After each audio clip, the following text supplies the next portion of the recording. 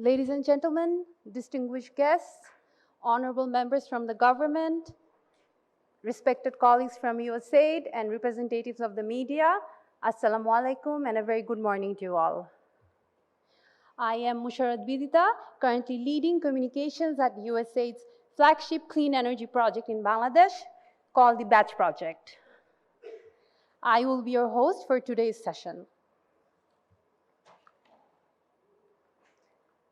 During today's session, we will get the opportunity to get insights from experts and key stakeholders on how regional and Indo-Pacific cooperation in the energy sector can lead to a secure and sustainable energy future. To commence today's session, I would now like to invite on stage Mr. Abdelkader Al-Rahal, the Chief of Party of USAID Batch Project, to share his welcome remarks.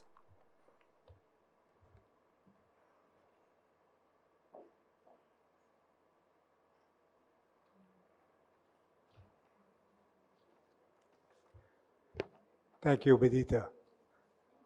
Assalamu alaikum.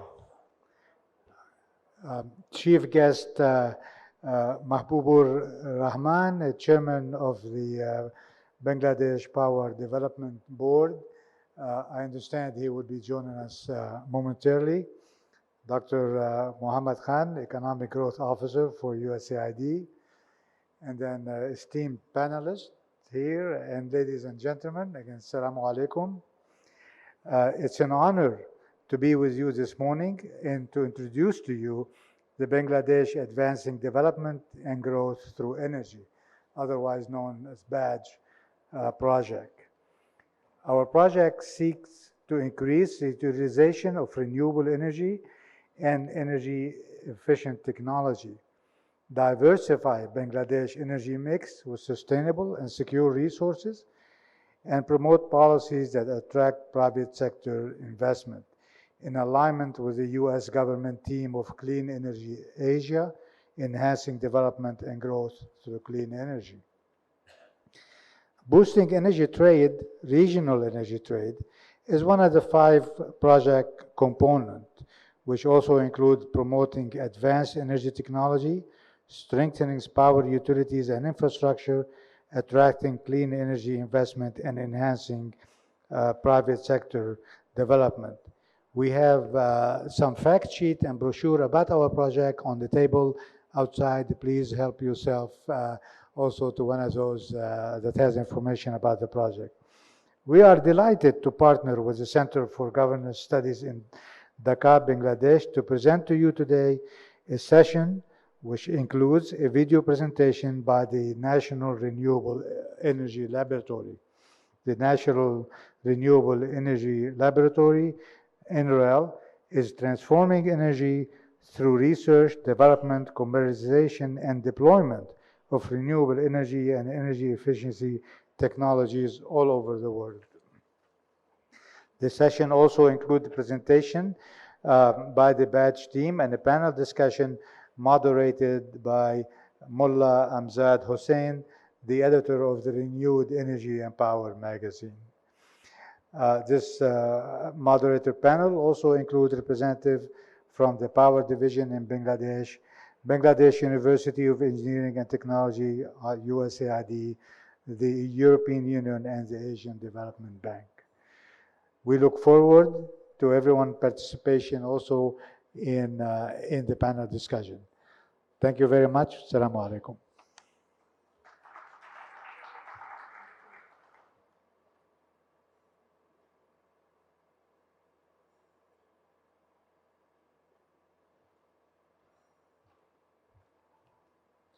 Thank you, Mr. Abdelkader Al-Rahal, for your welcome remarks.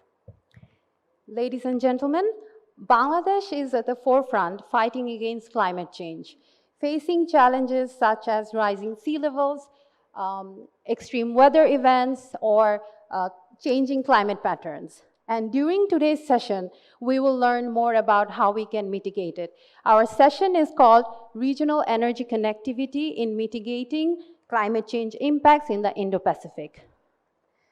I would now like to welcome on stage Dr. Mohammad Khan, Director of Economic Growth Office at USAID Bangladesh, to share his remarks.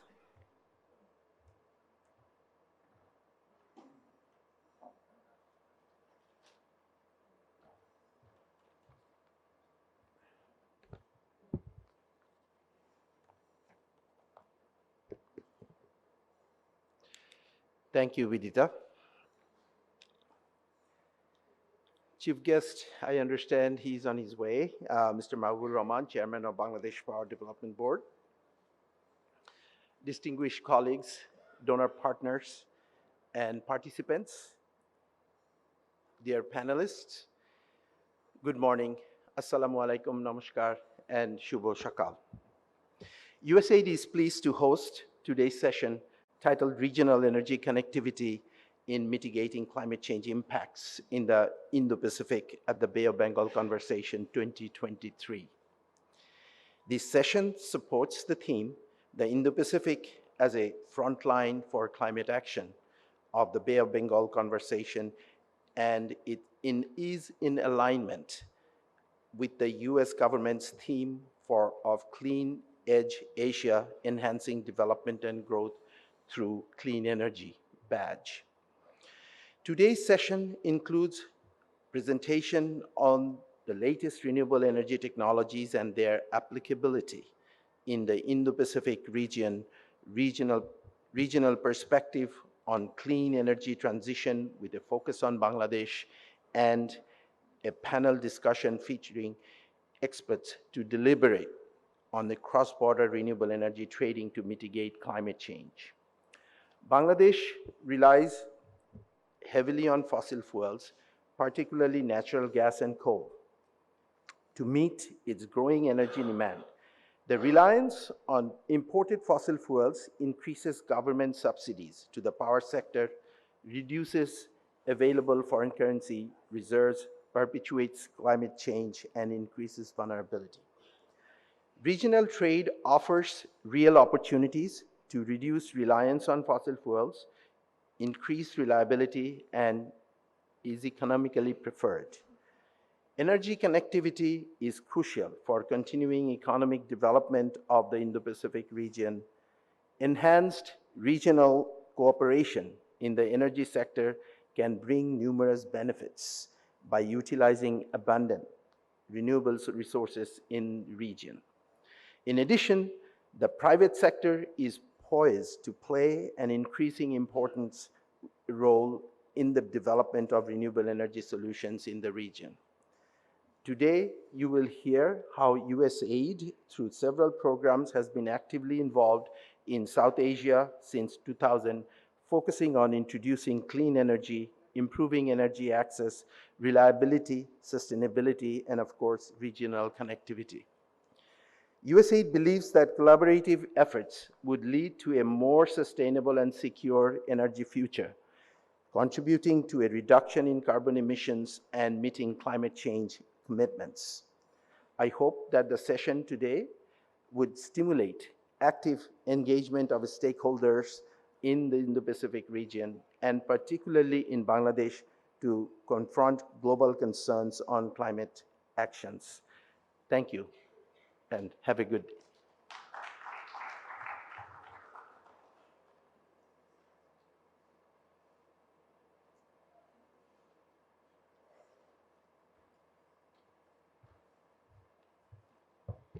Thank you, Dr. Mohammad Khan.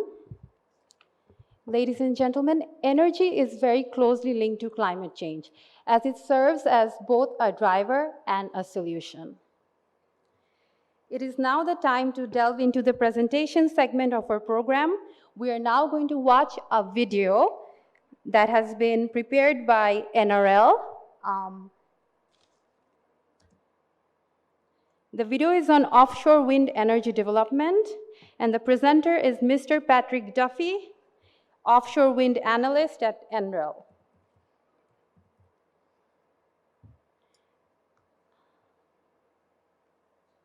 Bear with me while I play the video.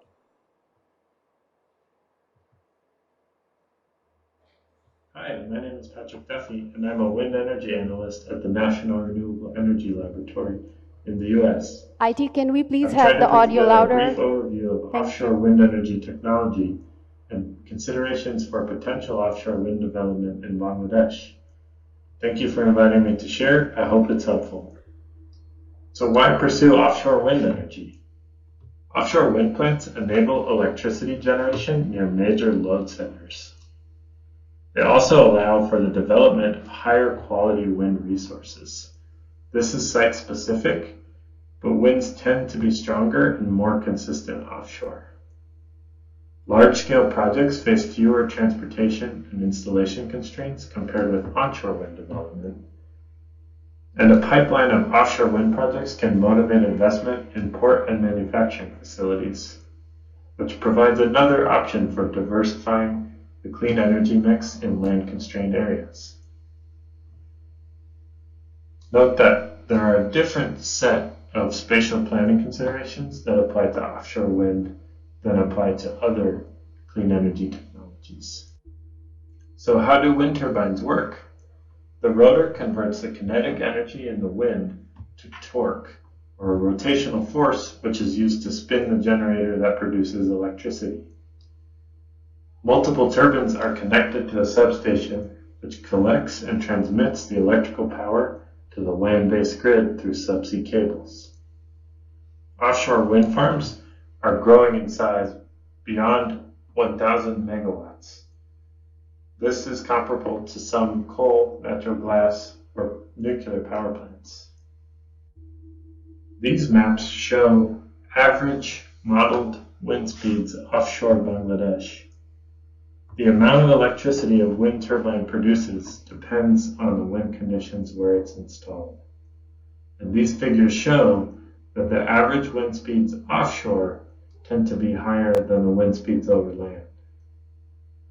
More analysis is needed to determine if offshore wind energy could complement other clean electricity sources like land-based wind and solar. NREL is currently conducting a wind resource assessment in Bangladesh, and it's important to note that measurements can help validate predictions from computational models like the ones NREL is using. In addition to the average wind speed, it's also important to consider extreme events like tropical storms in the design of the turbines. Offshore wind development in other parts of Asia has led to the creation of typhoon-class wind turbines. These turbines are strengthened to withstand more extreme wind conditions which may arise during a tropical storm. They also shut down if the wind gets dangerously high to reduce the chance of damage. Understanding how storms interact with offshore wind turbines is still an active area of research, but it may be important for potential development offshore Bangladesh. Offshore wind turbines are some of the largest machines humans build. The figure on the left shows what a wind plant might look like in the year 2035 based on a survey of wind energy experts from around the world. The figure on the right compares the rated power output of prototypes and commercial wind turbines. Both of these graphics show that turbines are growing physically larger as well as more powerful. That's been made possible by advancements in material science and turbine control algorithms. And these larger turbines have helped to realize economies of scale and reduce projects' costs. But continued turbine growth may threaten to make existing factories, ports, and vessels obsolete. Offshore wind turbines are connected to the seabed via substructures which sit below the water. We distinguish between fixed bottom substructures, which are rigidly attached to the seabed, and floating substructures, which are connected to the seabed with mooring lines and anchors. Most offshore wind projects installed to date use fixed bottom substructure technology in water depths of around 60 meters or less. But some recent projects are going deeper and remaining cost effective. Floating substructure technology is at an earlier stage of development, but rapidly maturing, and holds promise for unlocking high-quality offshore wind resources in regions where fixed-bottom technology is not feasible. This figure shows a number of different substructure technologies, both fixed and floating.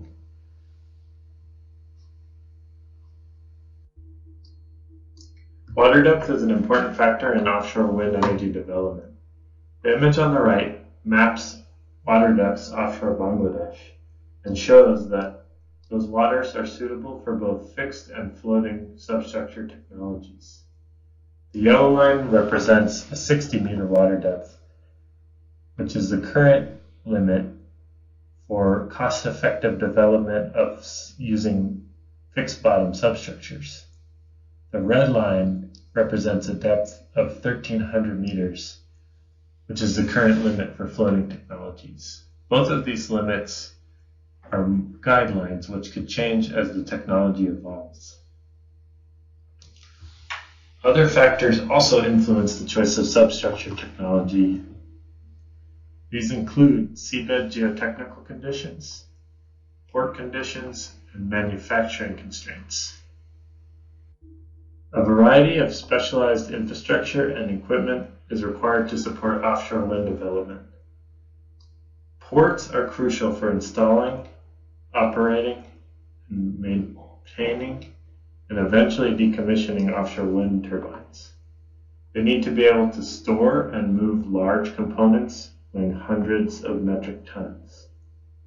The figures on the right provide examples of the kinds of port and vessel infrastructure that have been used to support offshore wind projects in other parts of the world. In addition to port and vessel infrastructure, grid infrastructure is critical for delivering the power generated by offshore wind where it needs to go. Integrating renewable energy technologies like offshore wind can pose new challenges to the grid. Considering the onshore electrical infrastructure and substation capacity in areas like Cox's Bazar and Chittagong are important when accounting for potential upgrades to accommodate offshore wind generation. Here is a list of references used for this presentation. Thank you for listening. I hope this is helpful.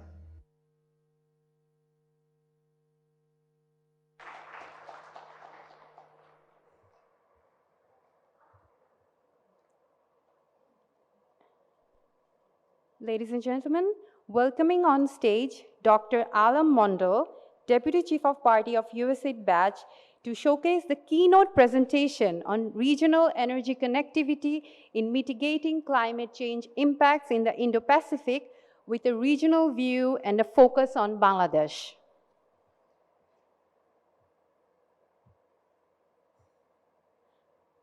Dr. Alam Mondal. I am playing your slides. I hope. IT, can we please have the slides?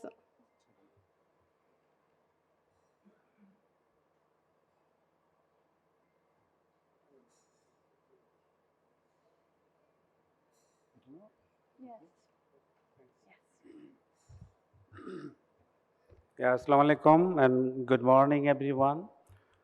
This presentation is about energy activity, energy transition, and climate change. It's aligned with US government initiative.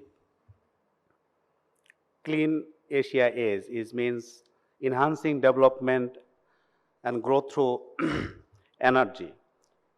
So this presentation mainly I will brief the global, regional with focus on Bangladesh on renewable energy targets and climate change that mitigate climate change impact in the Indo-Pacific.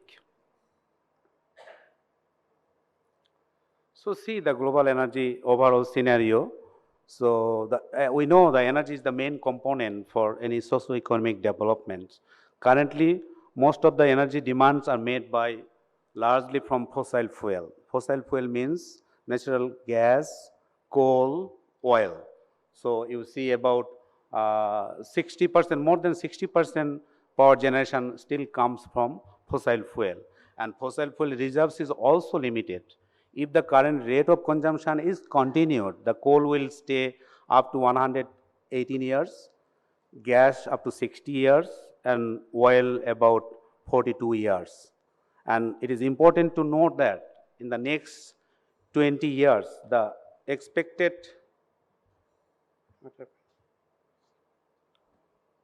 next. So expected installation capacity based on the projected demand would require the installed capacity that was installed in the 20th century. And also think about the GHG emissions. 0.2 degrees Celsius per degree decade is global warming. It is reported in many IPCC reports.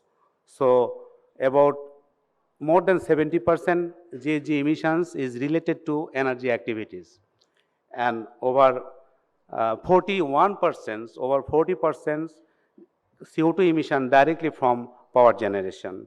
So in the figure top you see the world consumption. It's excluded, it is only included means the commercial energy, excluded traditional biomass. So it's mostly served by the oil. And good thing is that the declining chain of coal, the oil consumptions is about 49% to now about 42%. And the good thing is the renewable generation is increasing. Renewable share is what about 1%. By 2020, it is now is about 7%. And if the lower figure clearly shows for power generations, who is source giving the more, like coal is the number one, then natural gas, and then the hydro. So coal is 39% generation comes from coal-based power plant. So see the regional context, how we are doing the region. So about 60% generation again is come from fossil fuel. So although Nepal, Bhutan contributing significantly generation from hydropower, but still we are having like 60% coal-based generation. So and Nepal is already 98% hydropower-based generation, and Bhutan is 100%, and Bhutan is already the world first carbon neutral country. And net zero targets we have like by 2030 Maldives, and 2045, 2050, 2070 is Nepal, Sri Lanka, and India. Net zero means what we are emitting or adding to the atmosphere, the same amount we need to remove from the atmosphere. That is the net zero target. And renewable energy target is, if you see by 2030, the East countries target is given. India is 500 gigawatt. So currently they have 173 gigawatt is including large hydro. Bangladesh is now is about 1 gigawatt, is targeting 60 gigawatt from renewable by 2030. So the overall it would be almost 600 gigawatt by 2030 in this region, the renewable based generation. Now go back to our like the Bangladesh energy scenario, how we are doing.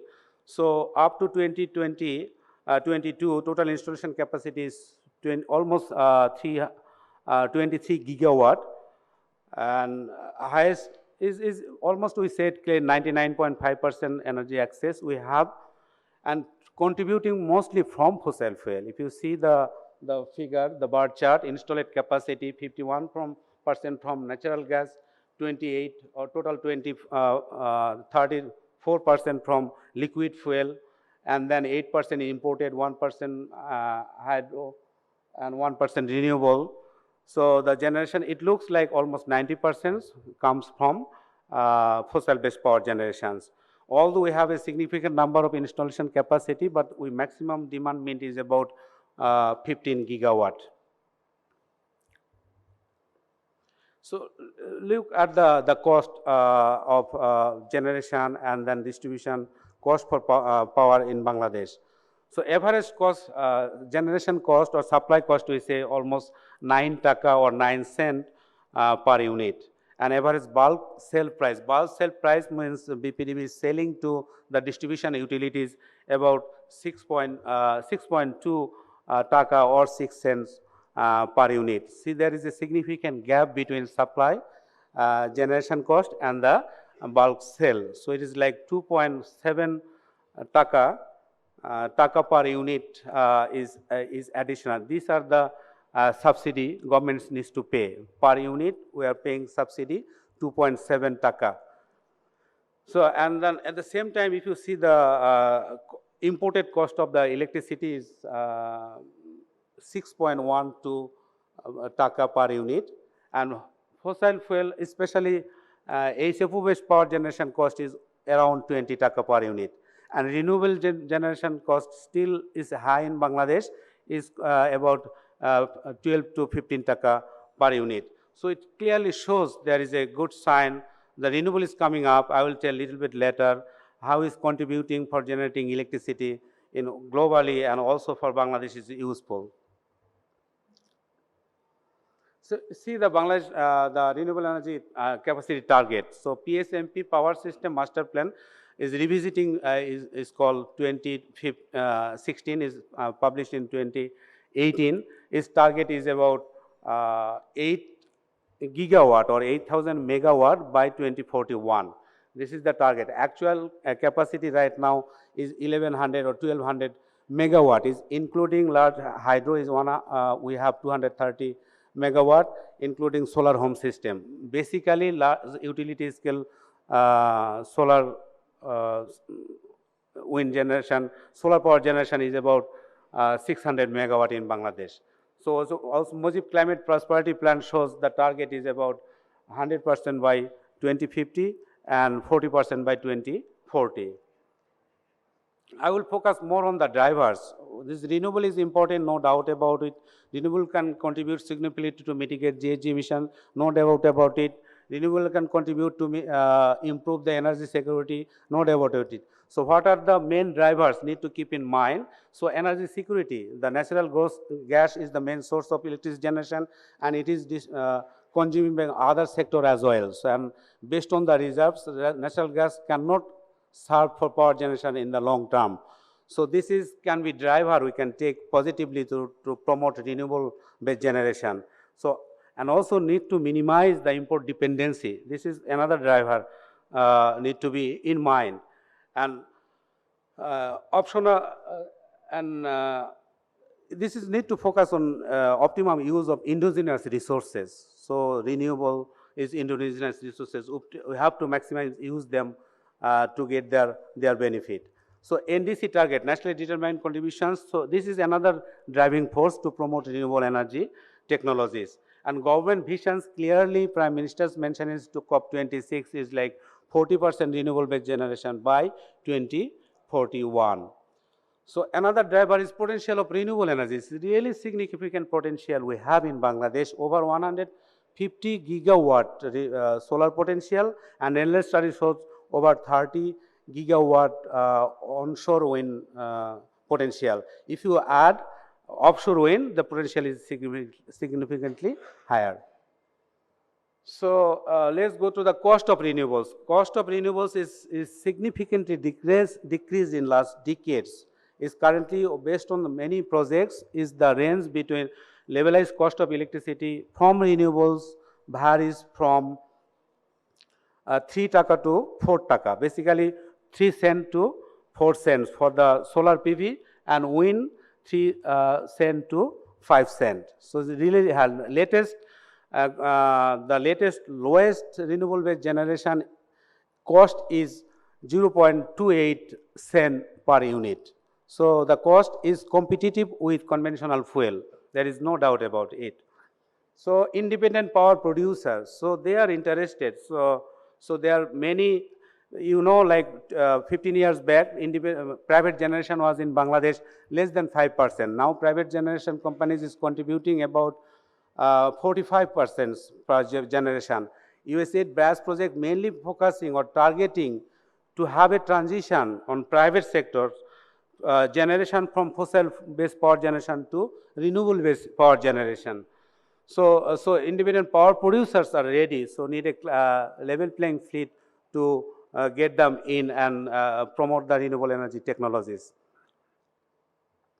So there are many challenges, there are no doubt. So there is many challenges for renewable energy development, policy and government commitment. So important is the government commitment, lack of clear policy and regulations, and limited incentives, lack of commitment.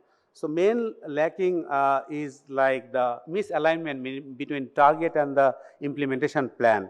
We have many targets, we don't have basically mismatch with the target and the implementation plan. And weak institutional capacity, still lack of capacity, and also mindset. So renewable cannot contribute, so need to come up with overcome these challenges. And non-standard procurement, this is important. USAID BAS project is working to ensure based value transparent procurement, renewable energy procurement. Still, most of the procurement is having solicited procurements, not unsolicited, not solicited. So that's the one of the main challenges. Limited land availability, there is no debate about the land availability, land constraint, but still unused land, river bank, government land, floating solar, agrivoltaic, rooftop, there are many ways we can generate more. So there are significant potential, as I said in my last slide. So still we can generate more than 150 gigawatt. And limited data is not available like the private sector, the data transparency, available data is limited. And also the main thing is the grid, we need a stable grid because renewable energy generation is variable. So need a stable generation, the grid for renewable. So these are the challenges we need to overcome to get our target.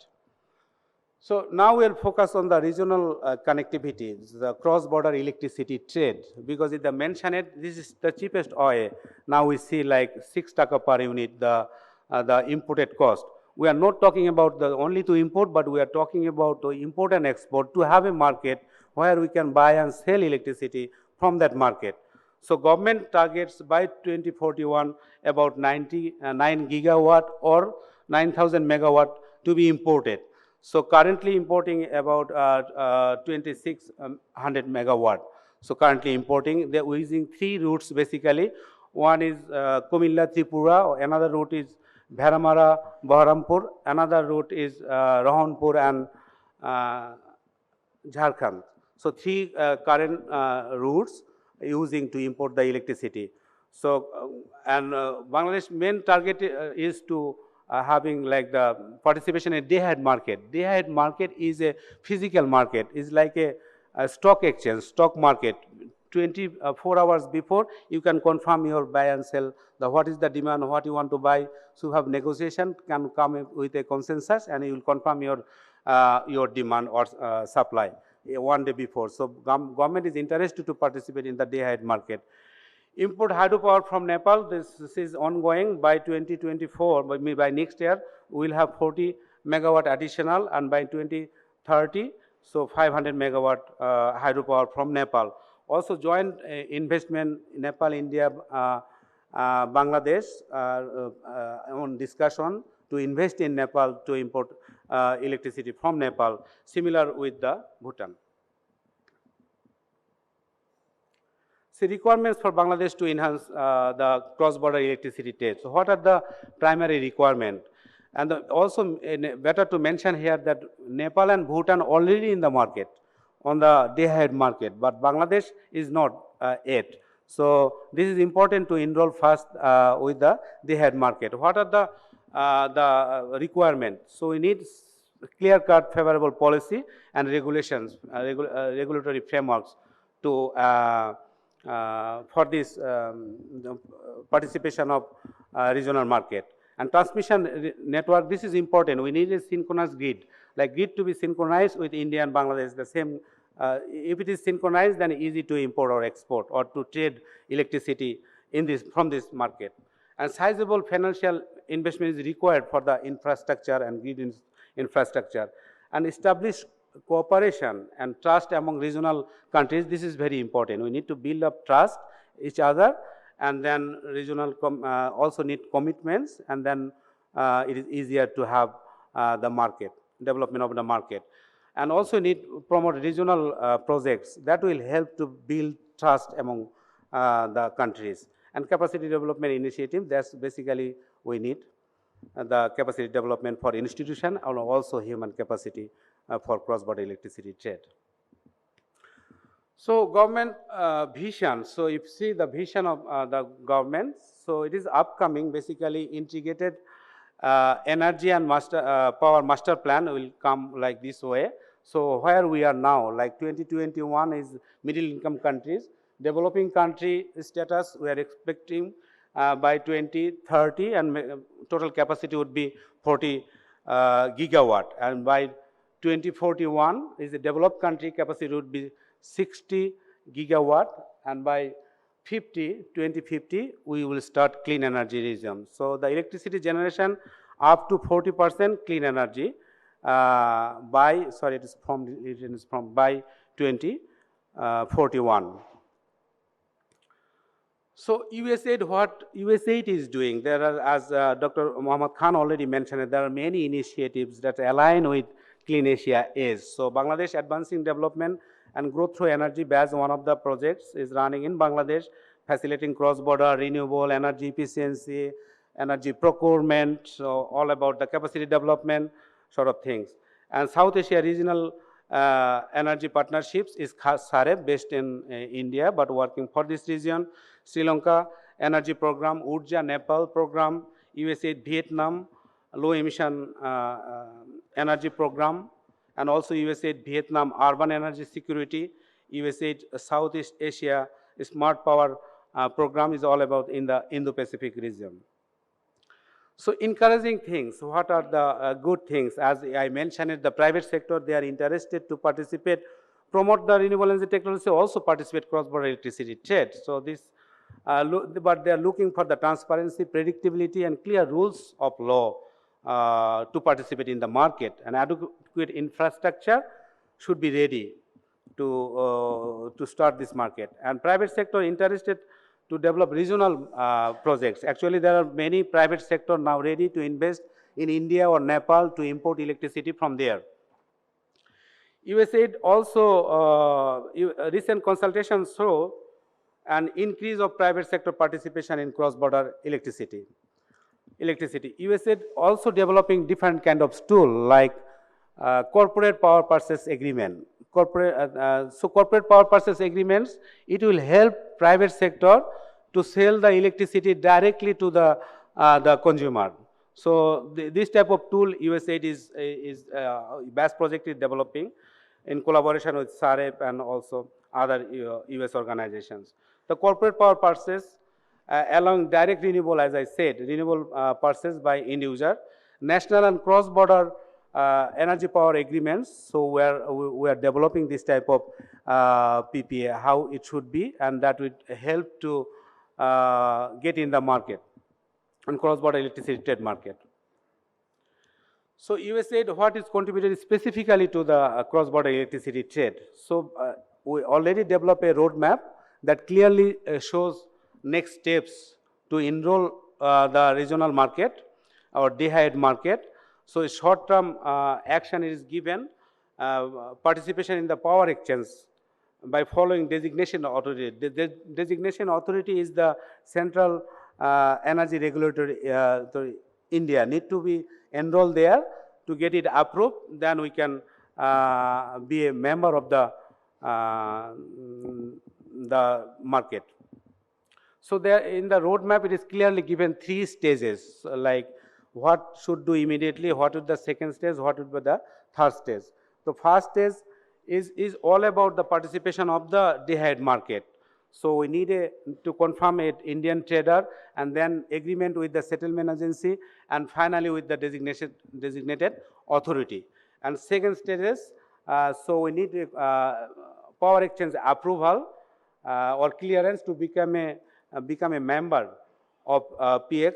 PX means power exchange through the trader. And the third stage, if I say in a simple word, it would be the execution, and to have a power exchange sale in BPDB or in Bangladesh that will confirm the market, the negotiation, the agreement, all things. So I will stop here. I hope it gives clear little bit idea about the renewable energy, the development target and cross-border electricity trade, the opportunities and what are the challenges and how the initiative to help promote, basically to improve energy security and to mitigate GHG emissions. So that's the issue we try to explain here. Thank you.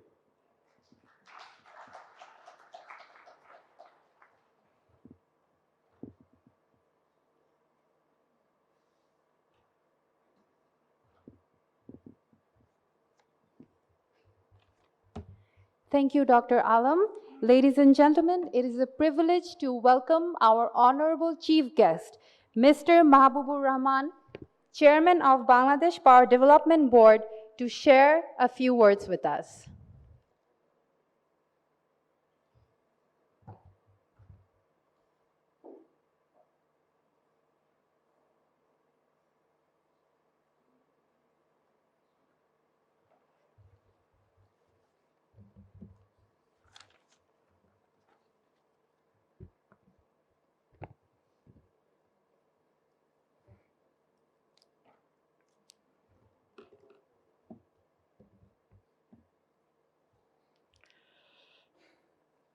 Distinguished guests, ladies and gentlemen, Assalamu alaikum and a very good morning. I am delighted to stand before you today at this significant gathering to discuss the crucial topic, regional energy connectivity in mitigating climate change impacts in the Indo-Pacific. I want to express my heartfelt gratitude to USAID and BES for their dedication to addressing one of the most pressing issues at this time. The world is now moving forward to renewable energy solution for green energy transition and to get rid of dependency on fossil fuels. The increasing contribution of renewable energy-based power generation, particularly from wind and solar, is a significant step towards achieving a more sustainable future. It's also encouraging to see the inclusion of hydrogen-based power generation, which can play a vital role in decarbonizing various sectors such as transportation and industrial processes. IEA study, Net Zero Scenarios, shows that contribution of renewable energy-based power generation will be 69% by 2030 and 81% by 2050, and mostly from wind and solar. Hydrogen-based power generation share will be 1% by 2030 and 6% by 2050. So regional connectivity is also of the utmost importance for the efficient and effective extraction and utilization of renewable energy. Currently, Bangladesh has 460 megawatt of installed solar capacity on grid, and an additional 450 megawatt is produced from off-grid solar systems, making up around 2% of the country's overall grid energy mix.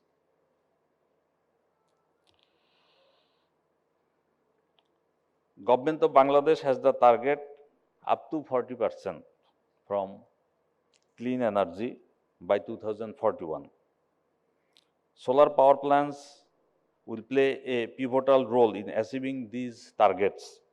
Along with wind and biomass potential, we have very small potential for biomass, mainly solar and wind. And it will pave the way for sustainable energy system in future of Bangladesh. Bangladesh is swiftly advancing towards its clean energy aspirations, harnessing a collaborative spirit with neighboring countries to meet its targets. At present, we are importing 2,656 megawatt of power from India. That has already been incorporated in our grid system through bilateral cooperation. However, the horizon extends beyond, with plans underway to facilitate the import of 40 megawatt power from Nepal. This will be the first in its kind of involving 3 countries in the sub-region. And we are very much delighted to work with this promising venture that is poised to materialize with the imminent signing of a power supply agreement. We are looking ahead to sign 500 megawatt of power from GMR Upper Karnali hydropower project in Nepal. This will also be the second milestone in involving 3 countries as a sub-regional power cooperation.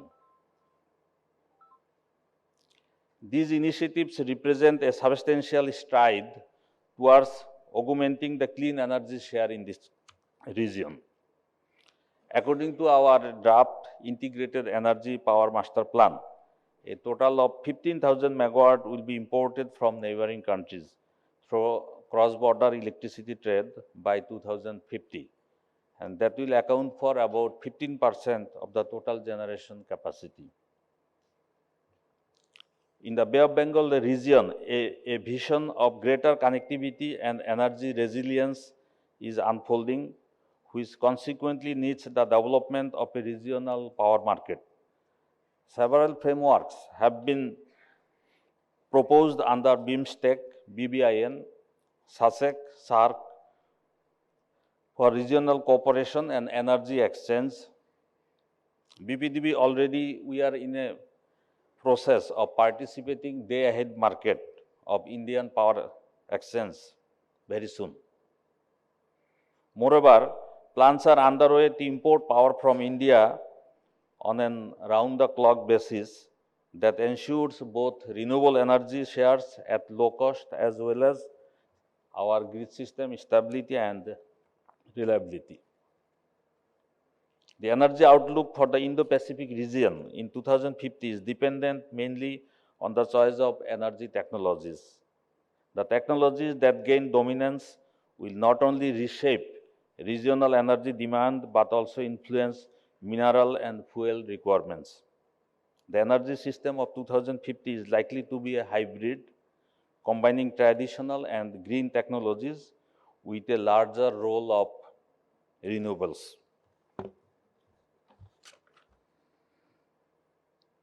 So this session, I hope already several technical and technological sessions already presented.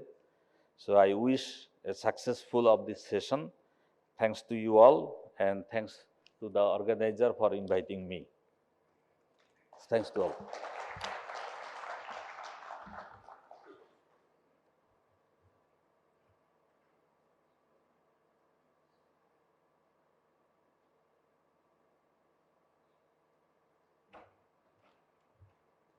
Thank you, Mr. Mahbubur Rahman, for your insightful thoughts.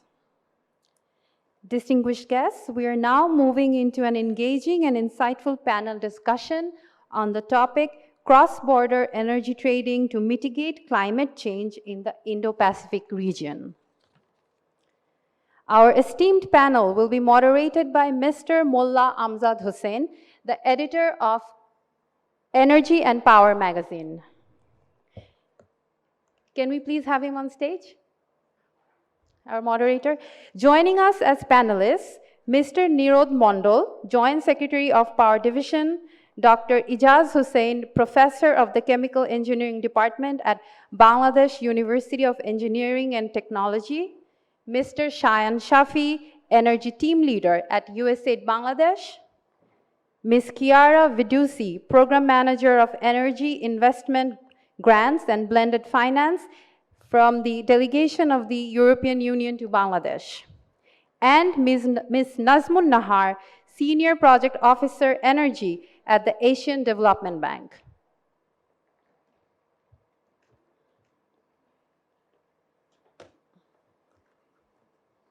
We also have Mr. Abdul Qadir Al-Rahal, Chief of Party USAID Batch in the panel. Over to you, Mr. Molla Amzad Hussain, for moderating the panel discussion session.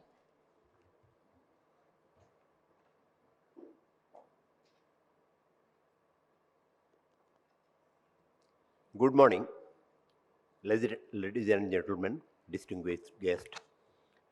Inviting all to the regional energy connectivity in mitigating climate change impact in the Indo-Pacific region.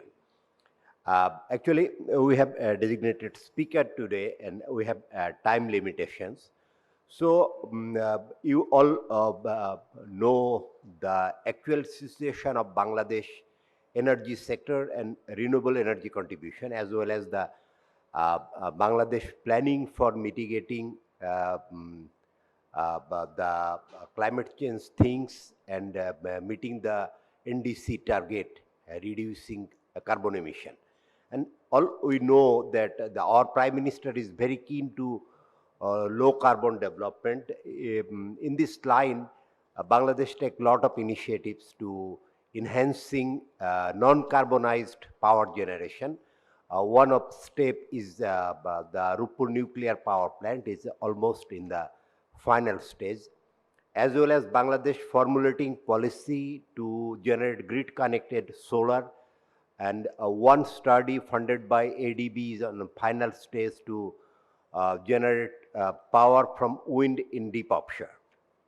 And also, our chairman already informed Bangladesh now work with the regional country to import 24/7 renewable energy through cross-border trade. And hope we get some insight.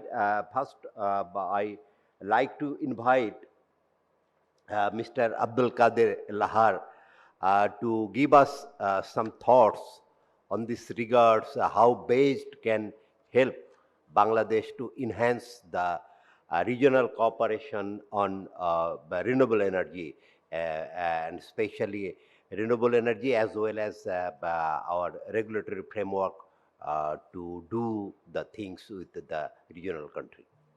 Mr. Abdul Qadir. Thank you, Mr. Hussain. And your time is 5 minutes. 5 minutes, okay. So, I think what like to do is maybe talk about the role, the critical role of the private sector in the development of the of renewable energy regional with a regional aspect. As you know, the private sector role is critical in two ways: on the demand side and on the supply side. And now I want to acknowledge the presence of the private sector in this room here with us today. I see a lot of our colleagues from the private sector interested in this subject.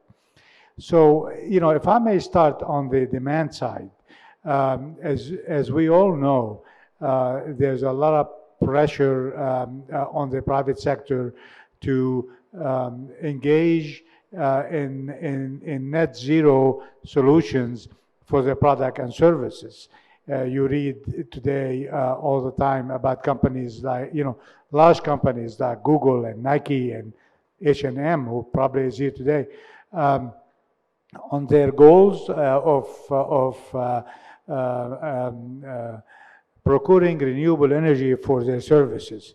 And a lot of these large international companies have set zero goals and are driving the development of renewable energy, not only in the Indo-Pacific region, specifically in the Indo-Pacific region, but also all over the world. So that is the role for the private sector on the demand side. On the supply side, obviously the private sector wants to supply the renewable energy to both, the corporate customers and also to the, local grid.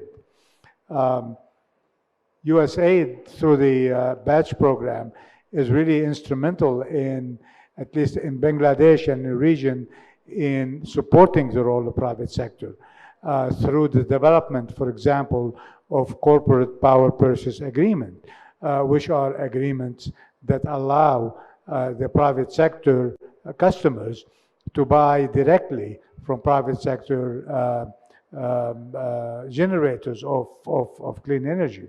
So not only that, but also through the development of cross-border PPA for renewable energy. The BATCH program is providing best practice example how these initiatives are done in many other countries. So, I will emphasize the importance of the role of the private sector in renewable energy development, both on the demand side and on the supply side of the equation. Thank you. Could you please highlight some things that Mr. Alom mentioned in his presentation on the power purchase agreement, especially on renewable energy for corporate? Yes, for sure. So through the BATCH, USAID-funded BATCH program, we are focusing on the development of two instruments that help with renewable energy.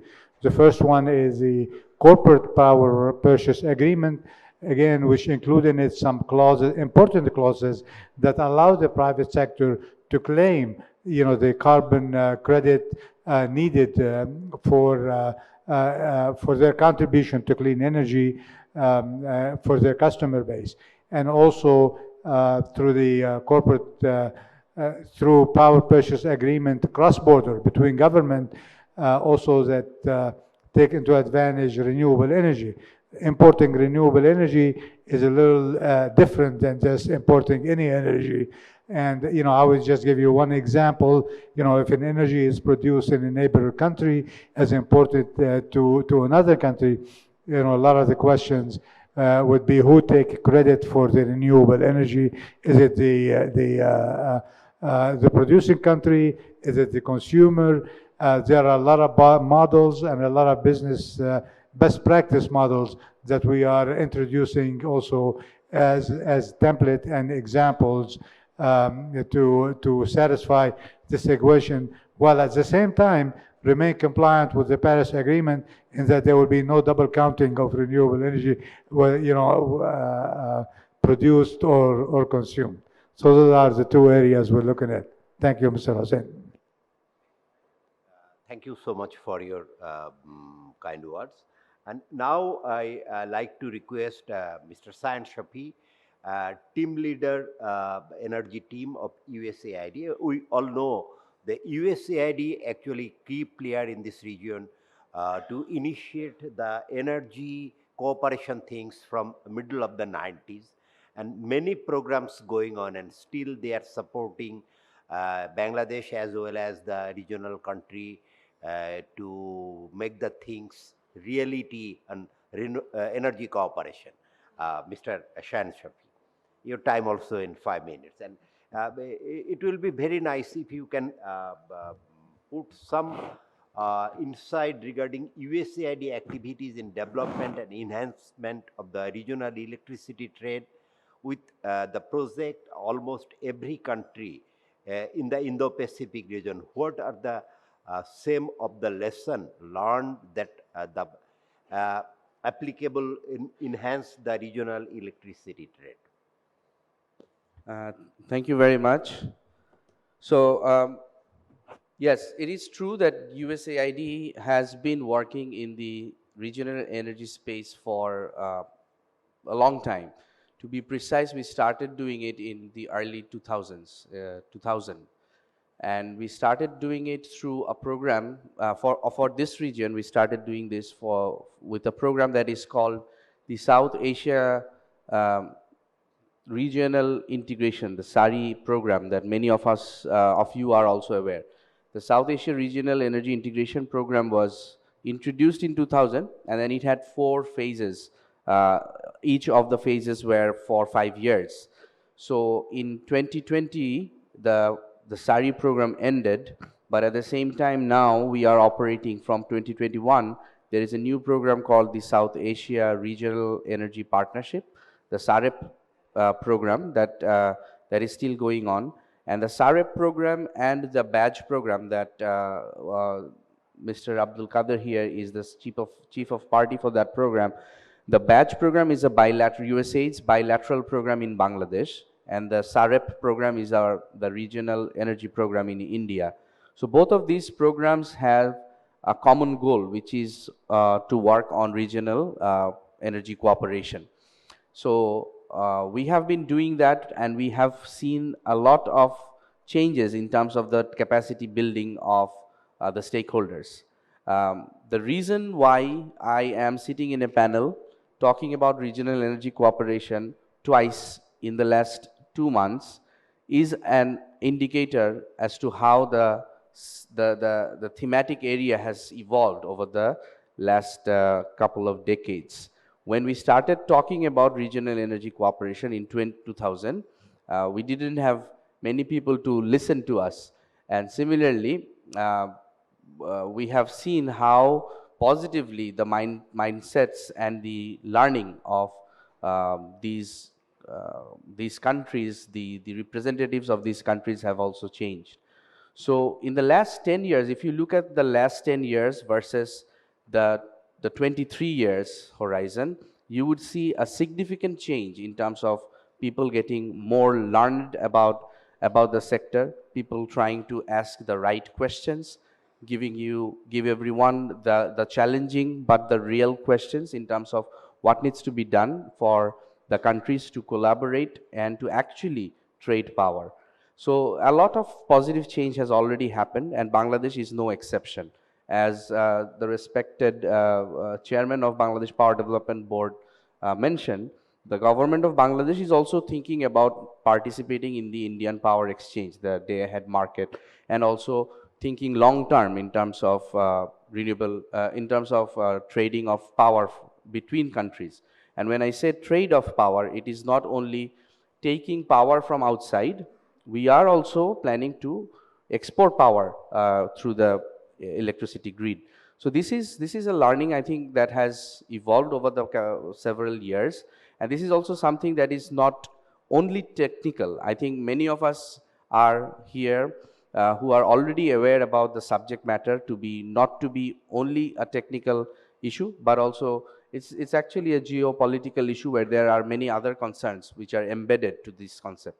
But in reality, I think that the sector has shifted in a very positive fashion, and we now also have many foreign friends, our donor community, who are also very much interested to do the same, to push the agenda of cross-border electricity trade for Bangladesh and in the region.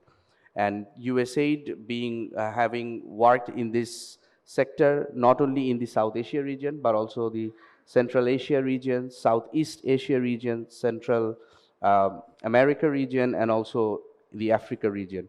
And we are trying our best to have more peer exchange programs, capacity building exercise for our government and our private sector stakeholders, so that people can go and learn and see how these actually are implemented.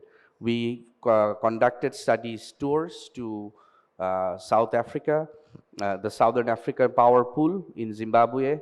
We visited the coordination center. There were people from the government of Bangladesh who also participated.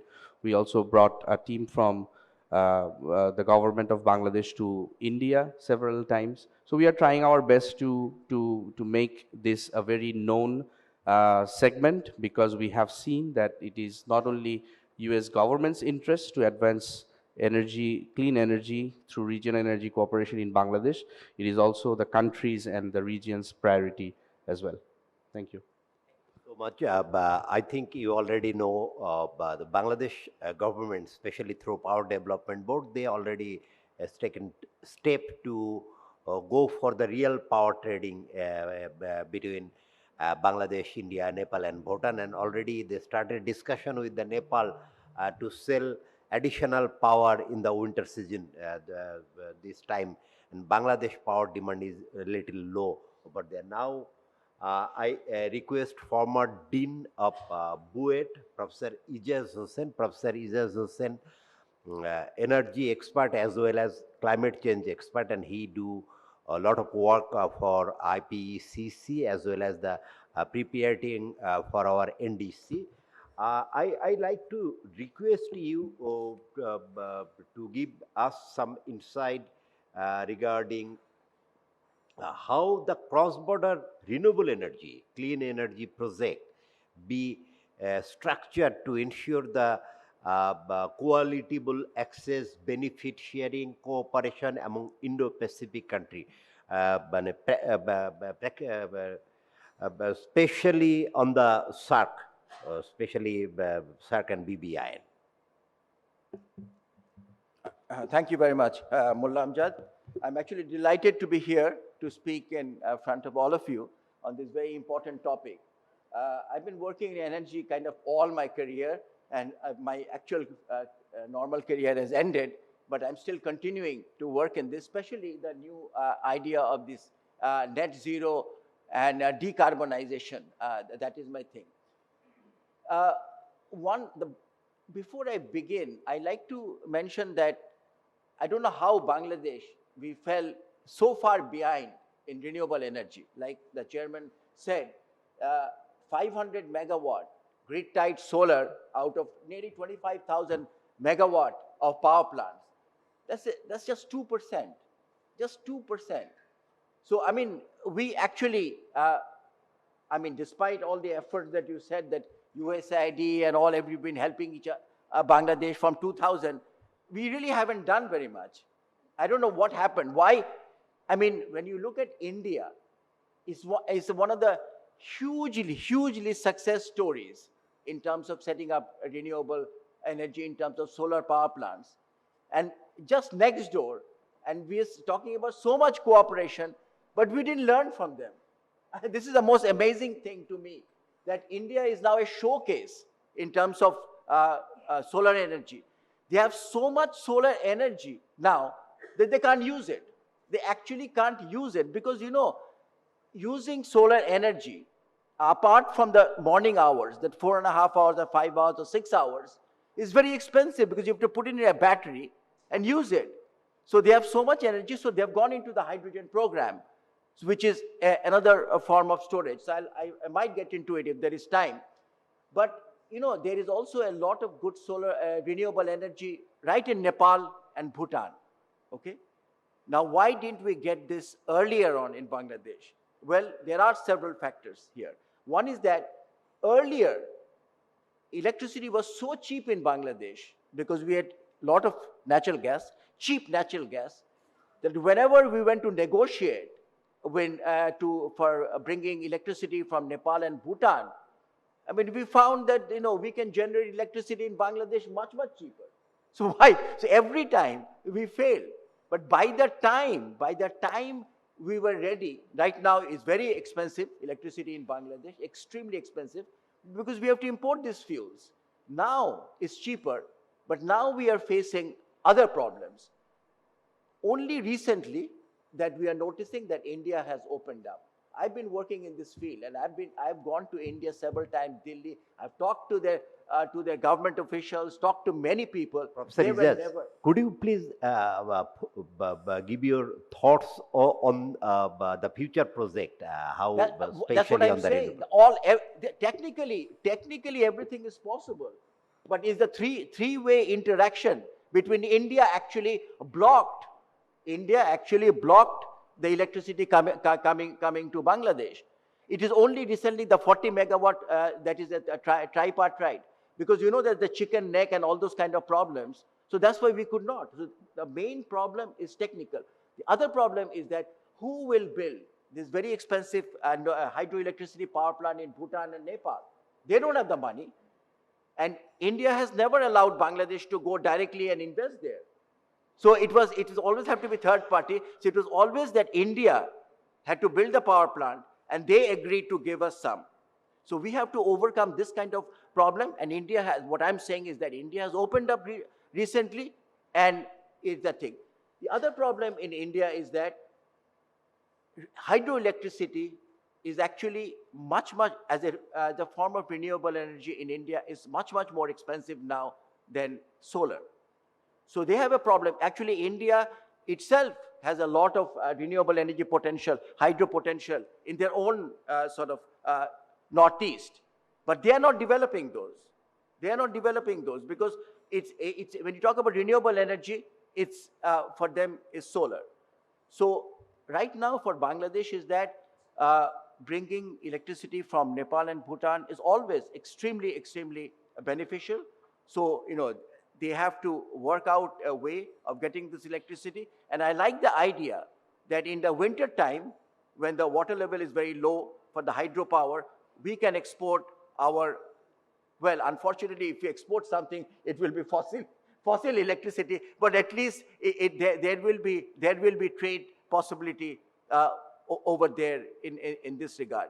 So, we always talk Professor about Ijaz, technology. please mind your time. Yes, we always talk about technology, but unfortunately, it's the political economy which we ignore, and it's the political economy that prevents these kind of transfers and cooperation. But I am very hopeful that since solar electricity is very, very cheap, when hydrogen production becomes very, very affordable, that we will be able to bring hydrogen from India to power our thing. I happen to be a believer in hydrogen and ammonia rather than battery. I really believe battery is very resource hungry, and actually the battery disposal and other things are very, very difficult. So I don't know which technology will win in the long run, but we will have to be aware of all the technologies and choose the right one. Thank you very much. Thank you, Professor Ijaz. Now I'm happy to invite Ms. Chiara Vidushi, Program Manager, Energy Investment Grant Delegation, European Delegation to Bangladesh. Ms. Chiara. One question to you. We all know the European electricity grid is the model of regional electricity trade and uninterrupted transmission. Is the UE model applicable to Indo-Pacific region for the same purpose? Thank you. Thank you for your question, and thanks a lot for having me here, especially to USAID Batch Project.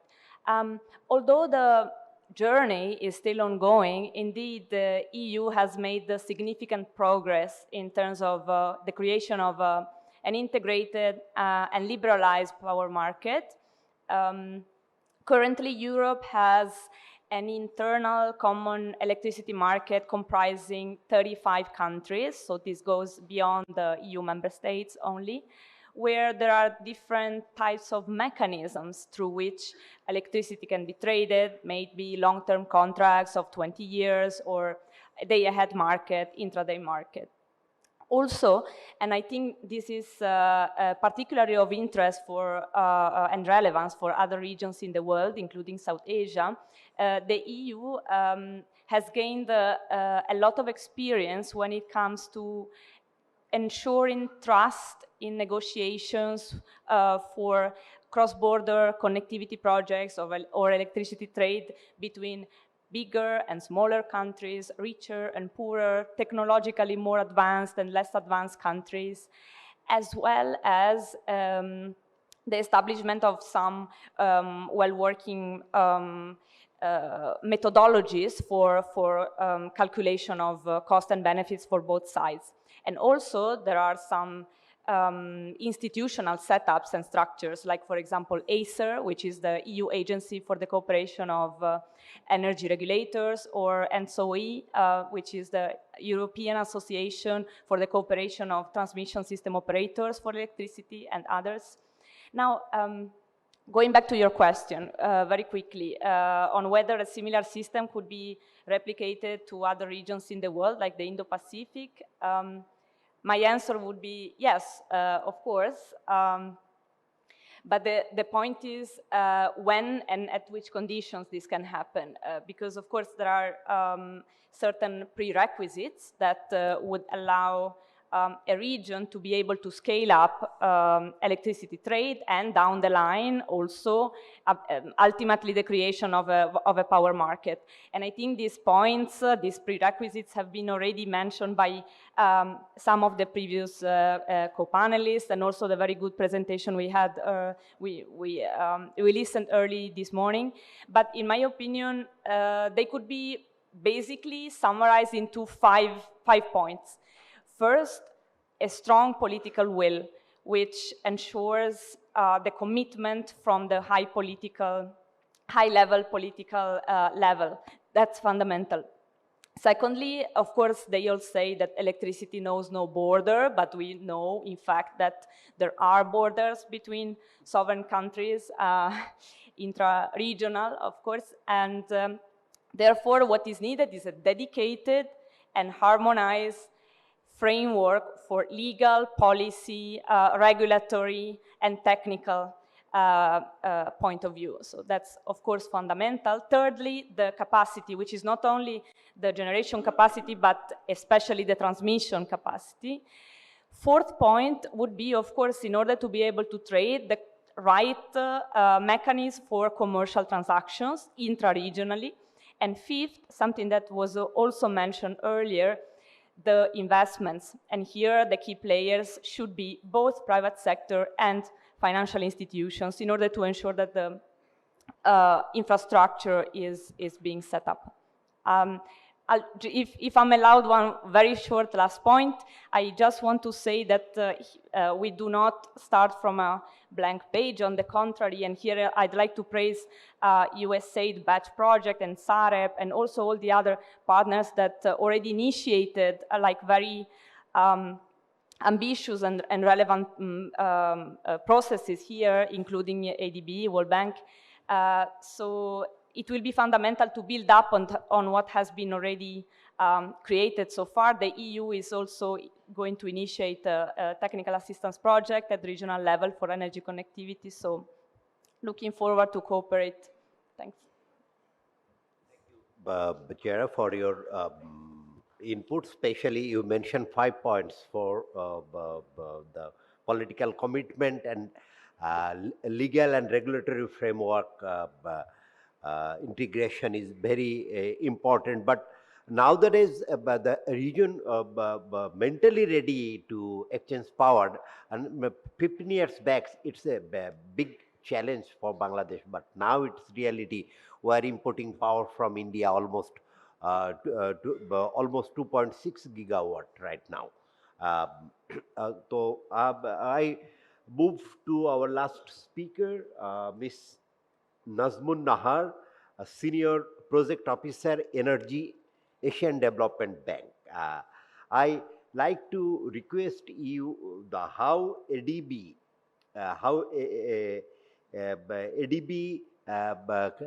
help Bangladesh to identify the renewable energy resource, especially the wind. Could you please kindly explain the latest step on the wind development and ADB support to Bangladesh? Thank you, Amjad Bhai, and thanks to USAID Batch for having me here today. So the renewable energy and wind resource assessment, ADB has ADB through its TA loan financing to power division is currently conducting a pre and detailed feasibility study for offshore wind resource assessment in around 26 blocks along 200 nautical miles into the Bay of Bengal. And through this study, the first stage of the report is now available.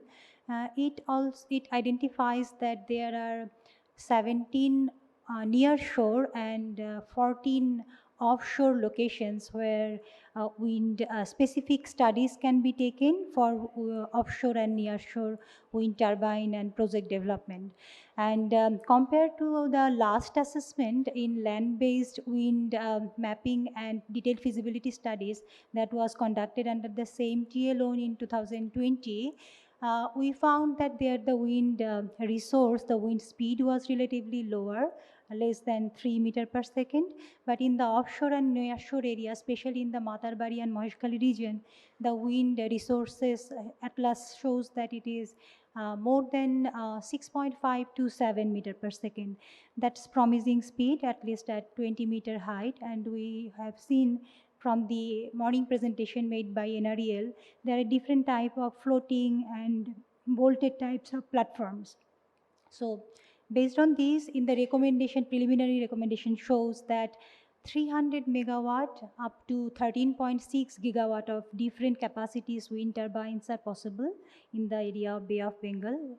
And for that, some immediate steps are also suggested, like the strengthening of the substation and power evacuation infrastructure, especially in the Miresharai, Maheshkhali, as well as in the Sundarban regions. So those are some low-hanging opportunities that the development partners and the DP communities that can immediately undertake, because we have not seen into this earlier. Earlier, our efforts were limited to onshore and land-based solar and wind resource development. And this is the time in the IEPMP, there is a target of 5 gigawatt near shore and 15 gigawatt offshore renewable and offshore wind development by 2041. So based on the IPMP, we can start working on the transmission and power evacuation development immediately. One supplementary question, and we know ADB is supporting Bangladesh to develop their interconnection. And do you have any future project to support Bangladesh or in this regional country to trading 24/7 renewable energy? Thank you. That's a very important question, and I'm happy to answer it. Yes, the first and second interconnection projects in Bharamara, the 500 and 1000 megawatt, back in 2010 and 2012 was financed by ADB. That was a very different time. And at that time, under this Druto Vidyut Ain, the Speedy Electricity Act, that enabled many flexibility. And if I recall it correctly, the rate of PPA was 5.5 taka per kilowatt hour rate. So the situation has changed a lot, and right now the IEPMP has a target of 9,000 megawatt power import by 2041. So ADB and other development partners all have revised their energy policies for full alignment with Paris Agreement. ADB's energy policy was revised in 2021. So our pipeline and the country partnership strategy says that we are fully committed towards regional grid development. However, the political intent, as the other panelists rightly identified, the need has to come from the ground. So Nepal is ready, Bhutan is ready, Bangladesh is also more than ready. Now it is onto the political will and how the request comes. Thank you so much. Actually, we are running short of the time already. We finished our allocated time. But it's a nice discussion, but discussion on the energy connectivity, especially the regional energy connectivity is a huge landscape. Actually, we achieved lots, but lot of things to do in future, especially in energy transition. Bangladesh try to reduce their carbon emission for power generation around 7%. But on own resource, Bangladesh will be not able to fulfill their commitment to reduce carbon emission by own and other helps 21% by 2030. So we need to do some greater cooperation on this energy transition, especially the energy cooperation on renewable fields that can help Bangladesh to enhance their non-carbonized electricity generation. And you know, Bangladesh had a target to go enhance as development countries by 2041. So we need lot of energy. We need electricity, we need primary energy. And right now Bangladesh importing almost 60% of its energy. And due to volatile market, Bangladesh now passing very bad time on the big pressure on the foreign currency and meeting the import bill. So hope in near future Bangladesh can replace primary energy, especially coal, fuel, gas, other to the cross-border renewable energy trade. Thank you all, and thank you CGS and USAID to inviting me here. Thank you, guest.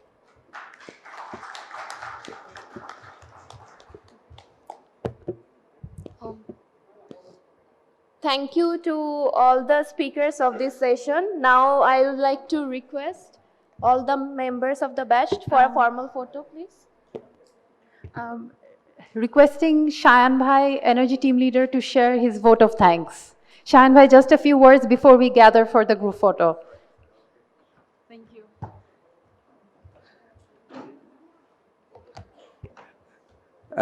Thank you very much, Vidita. Once again, Assalamu alaikum. I'll be very quick. First of all, I'd like to thank our chief guest, Honorable Chairman of Bangladesh Power Development Board, Mr. Mahabur Rahman sir. Thank you very much for coming here and gracing this occasion. My thanks to my co-panelists and the moderator who are here at the panel discussion. Thanks again for very enlightening discussions. And I always feel that discussion is never ending, which is good and a bad in many ways. But thanks for the great discussion. I would also like to thank Patrick Duffy from NREL, who has prepared a 10-minute presentation for Bangladesh to discuss about offshore wind energy possibilities. We have partnership with US NREL, National Renewable Energy Lab, and that's why we were able to get Patrick to present virtually today. And also my thanks to the CGS colleagues for organizing this very grand gathering of stakeholders in this topic. Thank you very much. My thanks to the batch team for putting their efforts together and pulling up this wonderful session today. And finally, lastly and not least, the August gathering, the distinguished guests here who has taken time in this morning to be here with us and listen to us and hear our thoughts. With the time limitation, we were not able to provide the Q&A session, but I think we'll be here. Can we take one or two questions? The organizers are not, maybe we can take it offline. If it is with me, I'll be very happy. But again, thanks for your presence, and we would invite you to the lunch segment. Thank you very much.